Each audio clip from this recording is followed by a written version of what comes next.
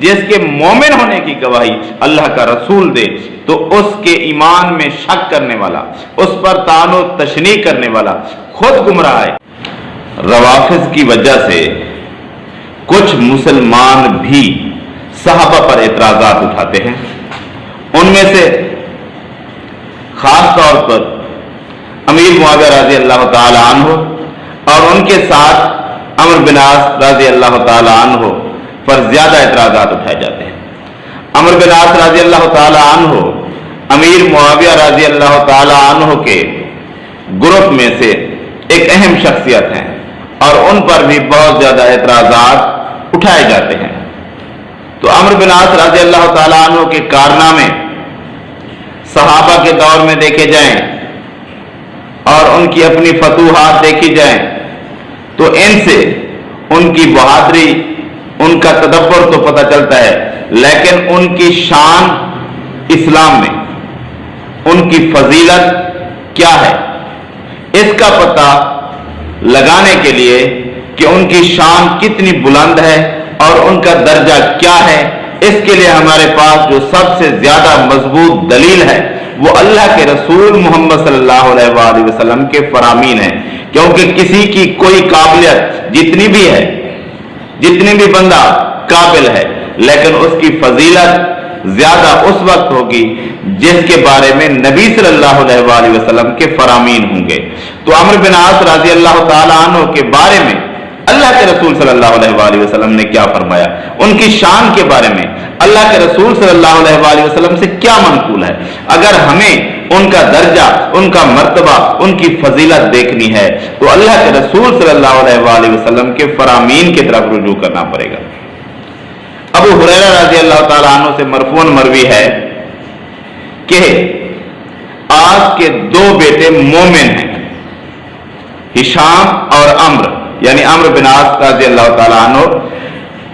ہشام اور عمرو یہ آج کے دو بیٹے مومن ہیں۔ اور عقبہ بن عامر رضی اللہ تعالیٰ عنہ سے مروی ہے کہ نبی صلی اللہ علیہ وآلہ وسلم نے فرمایا عمرو بن عاص رضی اللہ تعالیٰ عنہ لوگوں میں سب سے زیادہ سلامتی اور امن والے ہیں۔ یہ اللہ کے رسول نے فرمایا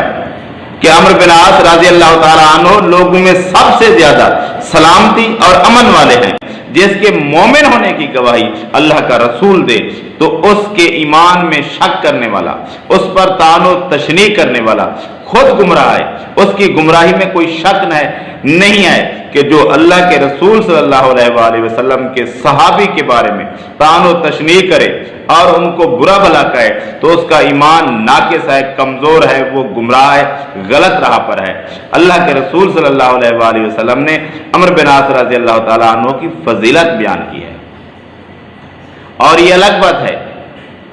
کہ امیر معاویہ رضی اللہ تعالیٰ عنہ اور علی رضی اللہ تعالیٰ عنہ کے درمیان جو اختلاف ہوا، ان اختلافات میں علی رضی اللہ تعالیٰ عنہ اقرب الی الحق ہیں، لیکن اس سے یہ مطلب نہیں نکلتا کہ یہ صحابہ معاذ اللہ گمراہ ہو گئے تھے، بھٹک گئے تھے، نہیں، ان سے ایک اجتہادی خطا اہل سنت کے نزدیک یہی کچھ ہے کہ ان سے اجتہادی خطا ہوئی تھی کچھ، وہ زیادہ حق پر علی رضی اللہ تعالیٰ عنہ تھے، اقرب الی الحق علی رضی اللہ تعالیٰ عنہ تھے۔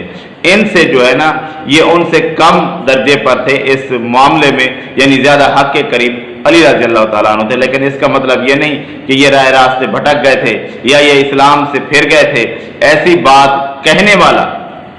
اللہ کے رسول صلی اللہ علیہ وآلہ وسلم پر بہتان لگاتا ہے، الزام لگاتا ہے کہ اللہ کے نبی نے جس کو مومن کہا یہ اس کے ایمان پر شک کرتا ہے، اللہ کے نبی نے جس کو نیک کہا یہ اس کی نیکی پر شک کرتا ہے، اللہ کے رسول نے جس کو سلامتی والا اور امن والا کہا یہ اس پر شک کرتا ہے، تو یہ بندہ